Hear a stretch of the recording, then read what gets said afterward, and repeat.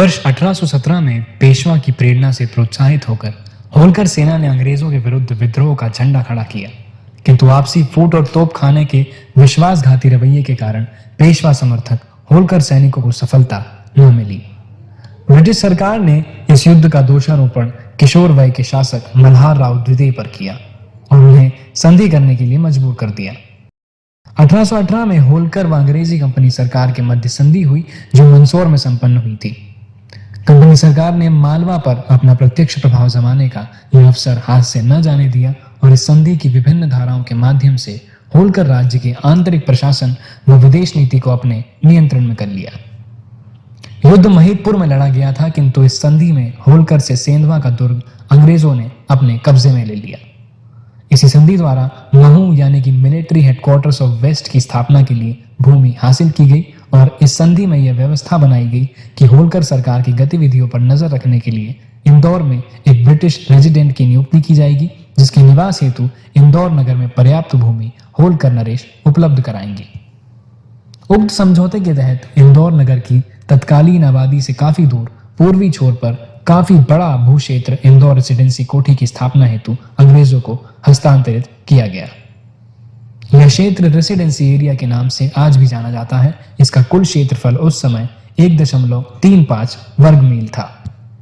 इंदौर में जब रेसिडेंसी की स्थापना 1820 से 27 के बीच हुई, तो उसके साथ यह शर्त भी जोड़ी गई थी कि जो 1.35 वर्ग मील का क्षेत्र अंग्रेजों को दिया जा रहा है, उस क्षेत्र को रेसिडेंसी एरिया कहा जाएगा और वहां होलकर सरकार के नियम कानून प्रभावशाली नहीं होंगे।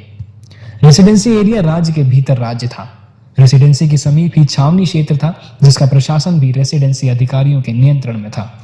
इस छावनी के अलावा अन्य निकटवर्ती क्षेत्र की भूमि भी समय समय पर विभिन्न उपयोग हेतु अंग्रेजों को दी जाती रही, जिसमें उन्होंने अपना चिकित्सालय, स्कूल, वाटर सप्लाई स्टेशन, पानी की टंकी, imperial bank of India, nursing home, Victoria library व एंग्लिकन चर्च आदि की स्थापना की।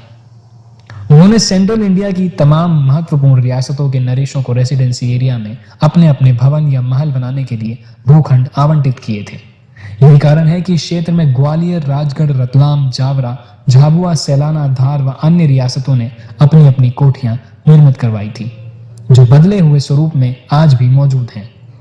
वर्तमान मध्य प्रदेश लोक सेवा आयोग भवन में ग्वालियर बोर्डिंग हाउस था। वर्तमान जावरा कंपाउंड जावरा के नवाब को भवन निर्माण हेतु दिया गया था। इस रेसिडेंसी एरिया पर होलकर राज्य को केवल भवन कर आरोपित करने का अधिकार था, जिसे बाद में 15,000 रुपए प्रति वर्ष पाकर होलकर नरेश ने छोड़ दिया था।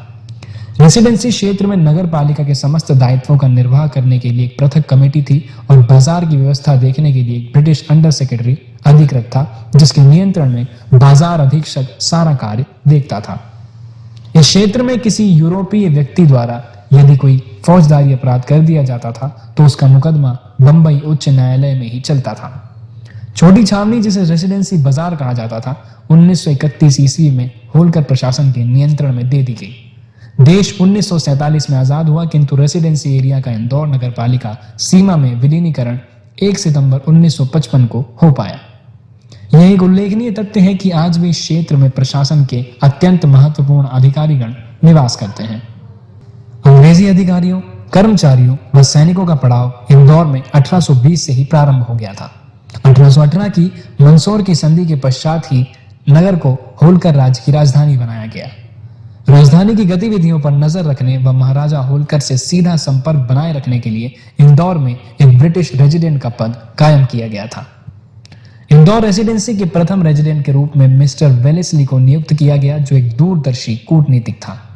वह 1818 से 1831 तक लगभग 13 वर्षों तक इस पद पर इंदौर में कार्यरत रहा।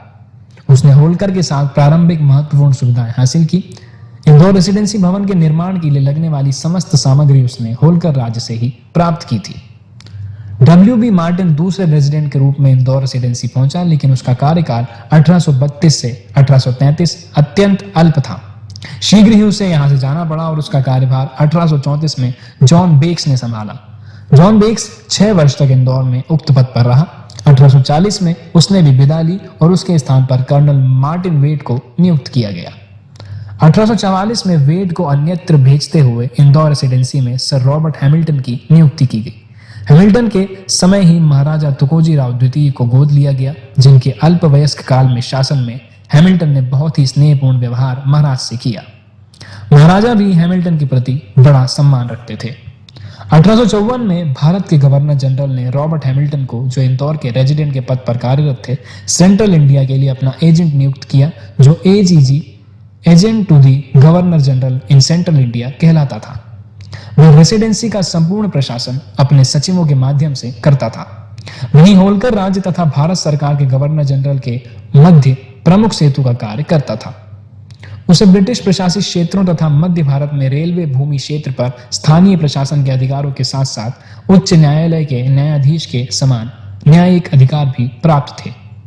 सेंट्रल इंडिया की सभी रियासतों ने अपने अपने वकील इंदौर में नियुक्त कर रखे थे, जिनके माध्यम से वे अपना पत्र व्यवहार एजीजी से करते थे।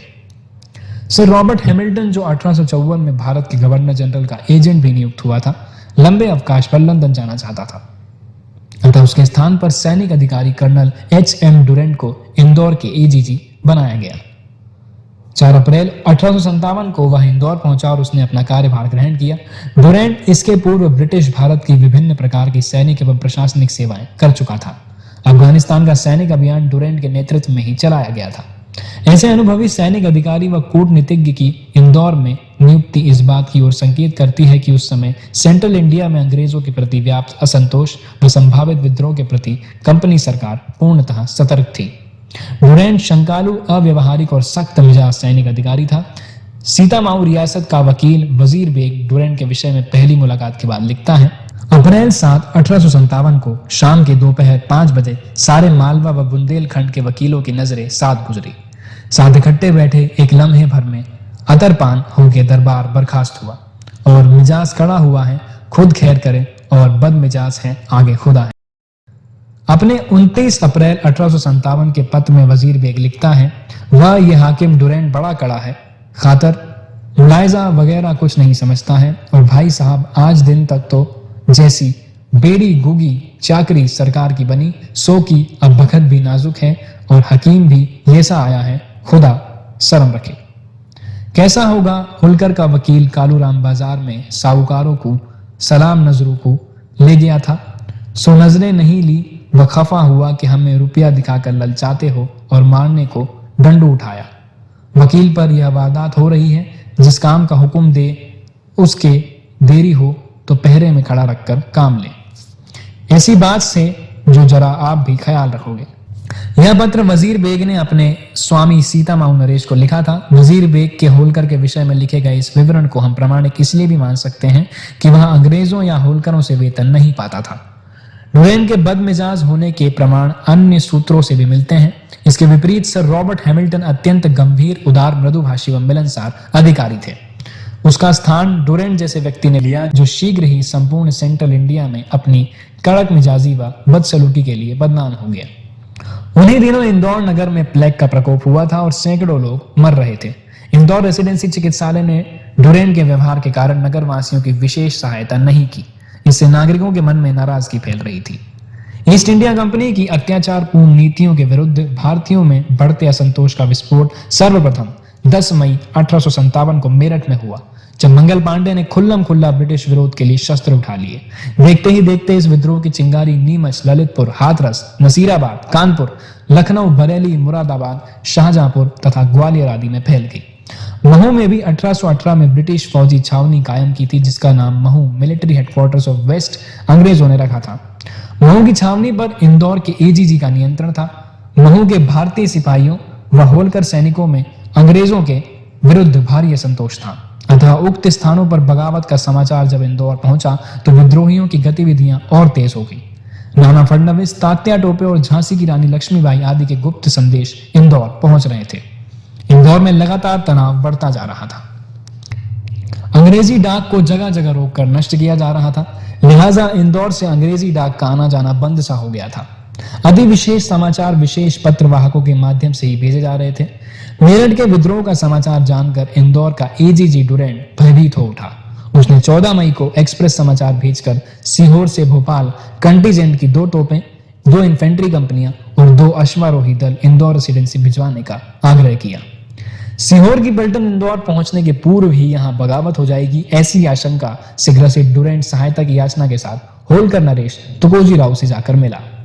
उसने तमाम औपचारिकताओं का पालन न करते हुए महाराज से सैनिक सहायता देने का आग्रह किया।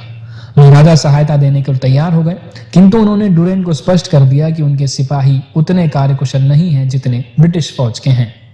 उन्होंने यह भी स्पष्ट कर दिया कि उनके पास अधिक गोला बारूद भी नहीं है। फिर भी यदि सैनिकों की आवश्यकता रेसिडेंसी में पड़े तो डुरेंट कम से कम 3 घंटे पूर्व महाराजा को सूचित करें।